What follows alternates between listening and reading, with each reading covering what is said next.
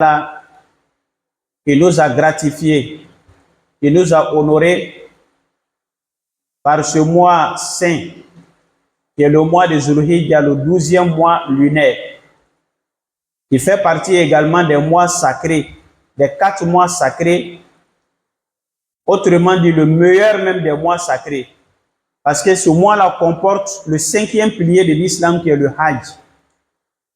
Et donc, nous avons quelques enseignements à donner sur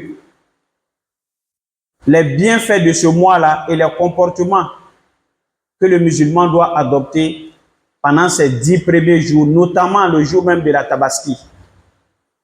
Le jour de la Tabaski, c'est un grand jour pour le musulman. C'est un jour où il est recommandé de bien s'habiller, de porter des vêtements propres. Tu peux ne pas avoir de vêtements neufs, mais arrange-toi au moins l'ancien qui est là, qu'il soit propre ce jour-là. Il est aussi recommandé aux hommes de se parfumer, excepté les femmes. La femme musulmane ne doit pas se parfumer pour sortir. Mais tandis que les hommes, nous devons nous parfumer ce jour-là. Nous devons également immoler les meilleures bêtes. Les bêtes qui ont une bonne apparence, qui sont exemptes de toutes sortes de défauts. Qu'Allah subhanahu wa ta'ala nous facilite cela. Et cette prière-là, nous la faisons généralement en plein air. Et donc, il n'y a pas de nawafil à faire. On n'a pas 2 rakats quand on arrive au lieu de la prière. On n'a pas 2 rakats à faire. La voie que nous allons emprunter pour aller à la prière, à notre retour, il est préférable de changer de voie. Mais ce n'est pas une obligation. Si vous le faites, vous aurez les mérites. Mais si vous ne le faites pas, il n'y a pas de problème à cela. Donc, pour ceux qui ont du mal à marcher, qui ont des problèmes de santé, il est mieux la voie par laquelle tu viens, parce qu'il y a des quartiers, la manière dont le quartier est tracé, c'est très compliqué de changer de voie. Tel que notre quartier, même ici, c'est un exemple palpable. Donc, la voie que tu as empruntée pour venir à la mosquée, emprunte cette même voie-là pour retourner. C'est une sunna, ce n'est pas une obligation. Allah subhanahu wa ta'ala nous facilite cela. Et comme ce jour-là également, nous devons nous purifier. Nous devons nous purifier. Nous devons faire la grande ablution avant de s'habiller, se parfumer et venir à la mosquée. En venant à la mosquée, évitons de bavarder. Mais faisons plutôt la takbira qui a beaucoup de mérites, qui est recommandé ce jour-là. Quand nous allons au lieu de prière, nous voyons que c'est la takbira qui s'est fait bien avant l'arrivée de l'imam. Et donc faisons la takbira ce jour-là. En venant à la mosquée et même à nos retours, et après chaque prière obligatoire, nous allons faire la takbira. Chers frères et sœurs en islam, ce jour-là, il est recommandé non seulement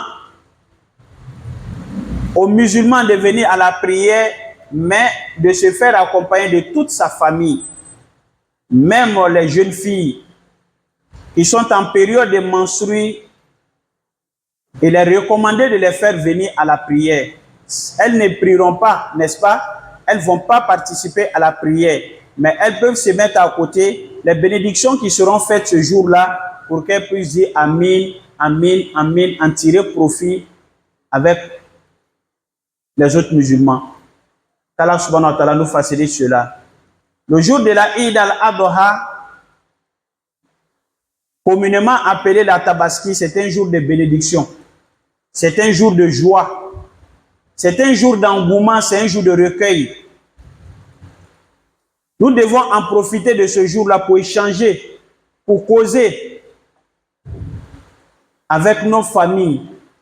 Mais ce n'est pas un jour de travail, chers frères et sœurs en islam. Si vous n'êtes pas contraint à le faire, parce qu'il arrive des moments dans des services où on ne peut pas vraiment, comment on appelle ça, trouver d'excuses. il faut forcément aller au travail. Il n'y a pas de problème. Mais si ce n'est pas le cas, reste à la maison auprès de ta famille. C'est un jour où on cause, on échange avec madame, les enfants, on bavarde, on discute. C'est un jour de joie, de bénédiction. Qu'Allah subhanahu wa ta'ala nous accorde les mérites de ce grand jour-là. Qu'Allah nous donne beaucoup de Eid al-Adha.